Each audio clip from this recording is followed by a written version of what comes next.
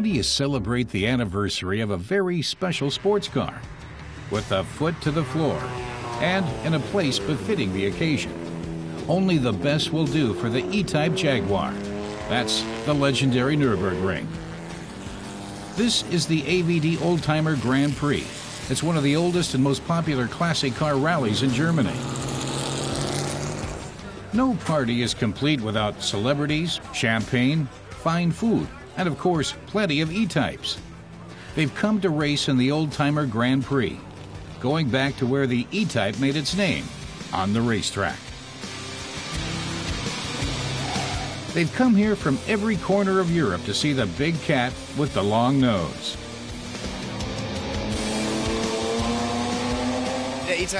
Actor Jürgen Vogel says the E-Type was his first dream car. When he was 10, he cut a picture out of a newspaper and stuck it on the wall and dreamed of driving one.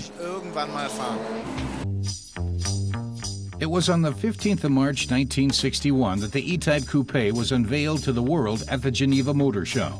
The response was overwhelming. Jaguar took 500 orders in Geneva alone. And all after a last-minute rush to get the car complete. Norman Dewis had to drive like the wind to get the first E-Type from England to Switzerland.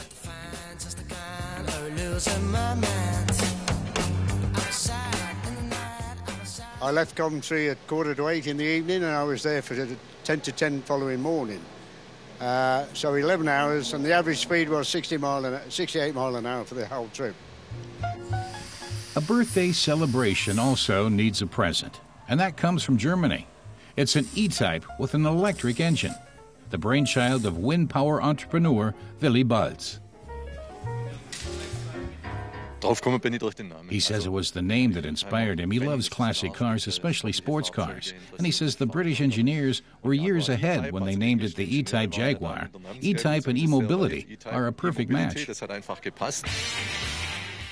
The electric-powered E-Type is no slouch on the Nürburgring, tearing along the North Loop after a few days of testing and fine-tuning.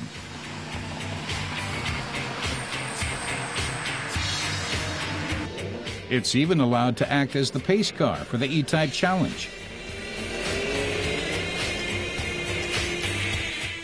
The Oldtimer Grand Prix 2011 turns into a wet affair.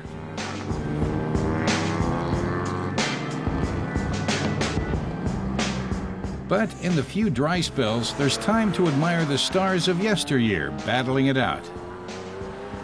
A Di Tommaso Pantera takes on a Martini Porsche.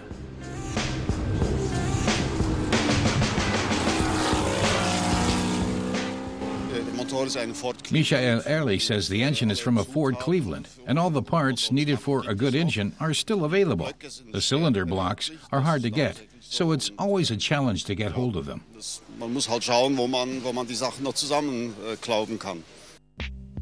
Getting replacement parts for the E-Type is slightly easier. When production ended in 1975, Jaguar struggled to come up with a worthy successor. The E-Type was a child of the 60s, and its appeal was key to its success. But nowadays, younger generations identify with the newer Jaguar models.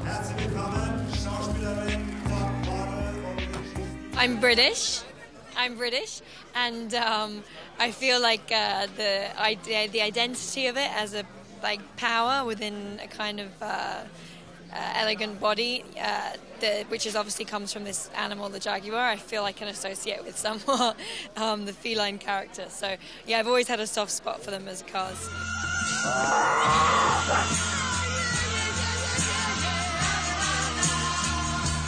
Style icon, sex symbol, and timelessly elegant. Happy birthday, E-Type.